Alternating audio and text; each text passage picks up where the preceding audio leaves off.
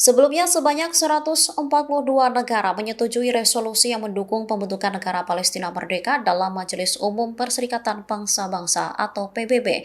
Kini Majelis Umum PBB mengizinkan Presiden Palestina Mahmud Abbas untuk menyampaikan pidato pada sidang tahunan para pemimpin dunia. Nantinya Abbas akan menyampaikan pidato melalui rekaman video pada 23 September 2025. Keputusan ini diambil setelah Amerika Serikat menolak memberikan visa bagi Abbas untuk menghadiri langsung forum internasional tersebut di New York.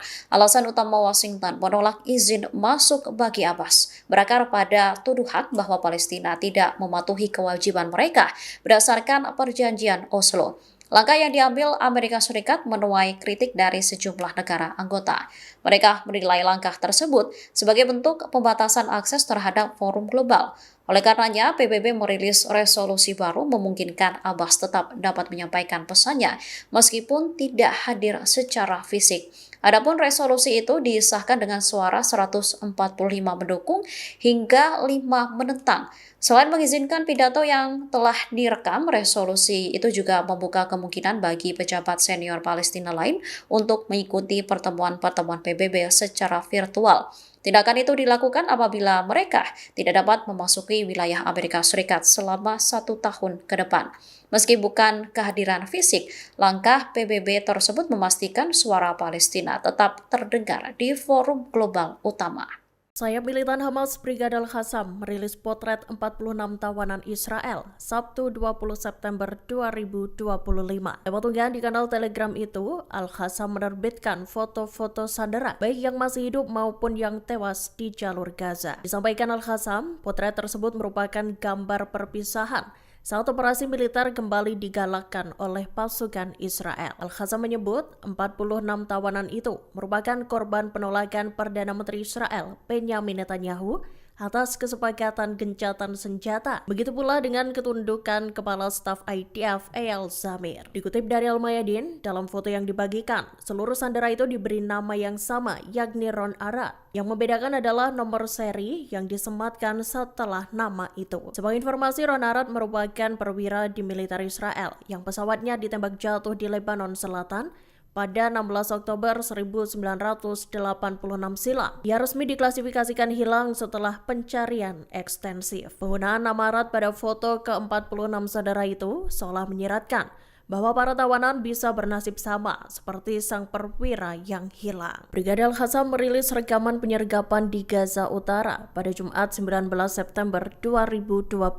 Dalam rekaman itu, sayap militan Hamas tersebut menunjukkan kendaraan pasukan pendudukan Israel yang menyerang ladang bom rakitan. Diketahui, ladang bom itu berada di timur persimpangan Saftawi Barat Camp Jabalia, jalur Gaza Utara. Dikutip dari Palestine Chronicles, klip itu rupanya merupakan dokumentasi operasi yang terjadi pada Jumat 5 September 2025. Pejuang Al-Qassam tampak mempersiapkan dan menempatkan alat peledak rakitan atau IED di sepanjang rute yang ditentukan. Rekaman kemudian menunjukkan saat mobil lapis baja Israel memasuki area jebakan dan 2 kendaraan diledakkan. Adapun operasi tersebut dinamai Tongkat Musa oleh Brigade Al-Qassam. Dilaporkan operasi Tongkat Musa merupakan balasan atau serangan darat Israel dengan nama sandi kereta Gideon II.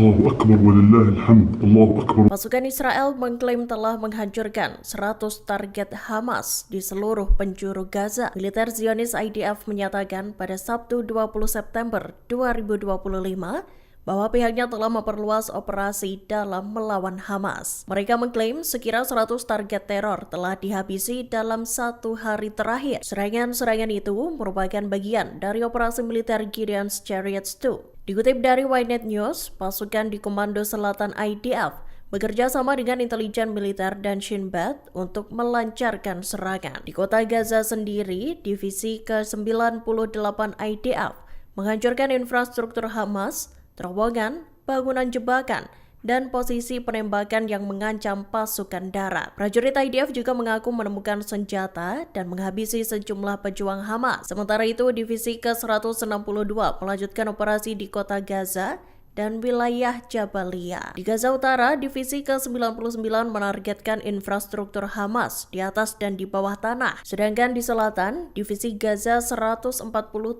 menyerang wilayah Khan Yunis dan Rafah, serta menghancurkan infrastruktur bawah tanah dan permukaan.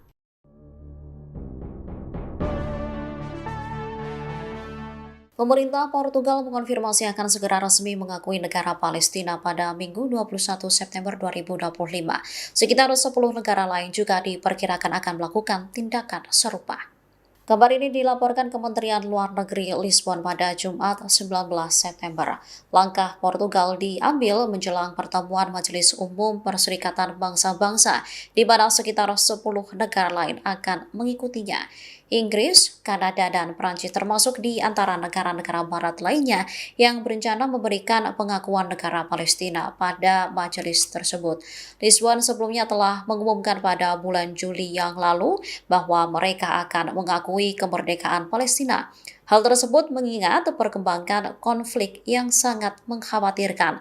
Selain itu, krisis kemanusiaan dan ancaman berulang Israel untuk mencaplok tepi barat juga tak terhindarkan. Rencana pengakuan Palestina ini pun mendapat penentangan dari Israel. Sebelumnya, sebanyak 142 negara juga menyetujui resolusi yang mendukung pembentukan negara Palestina merdeka dalam Majelis Umum PBB.